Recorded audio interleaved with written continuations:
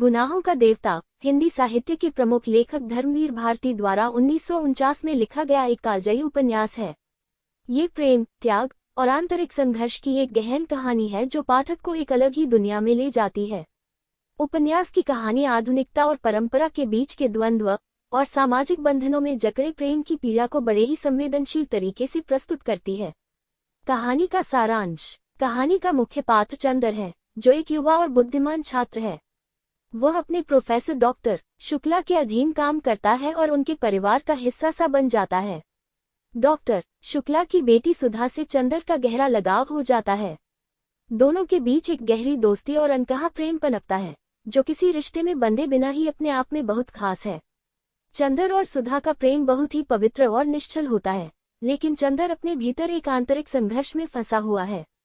वह मानता है कि उसके और सुधा के बीच का रिश्ता केवल दोस्ती का है और वह इस प्रेम को कभी भी स्वीकार नहीं करता। समाज के नियमों और अपनी जिम्मेदारियों की वजह से वह अपने मन की बात कभी सुधा से नहीं कह पाता। डॉक्टर शुक्ला सुधा की शादी एक ऐसे लड़के से तय कर देते हैं जो समाज में उच्च स्थान रखता है।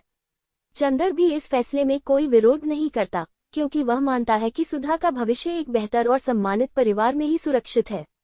सुधा चंदर के इस रवैये से आहत होती है, लेकिन समाज के दबाव में आकर शादी कर लेती है। सुधा की शादी के बाद चंदर को अपनी गलती का एहसास होता है और वह अवसाद में डूब जाता है।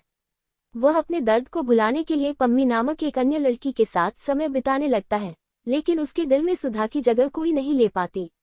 उधर सुधा भी अपने विवाह में खुश नहीं रह पाती और उसकी हालत दिन प्रतिदिन खराब होती जाती है।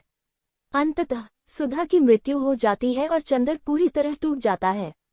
गुनाहों का देवता एक दर्द भरी प्रेम कहानी है जो इंसानी भावनाओं, त्याग और सामाजिक बंधनों के प्रति गहरी अंतर्दृष्टि देती है। यह उपन्यास हमें ये समझाता है कि प्रेम में त्याग और पीड़ा का एक अनोखा स्थान होता है, और कभी कभी परिस्थितियां और सामाजिक दबाव हमें हमारे सच्चे प्रेम से दूर कर देते हैं।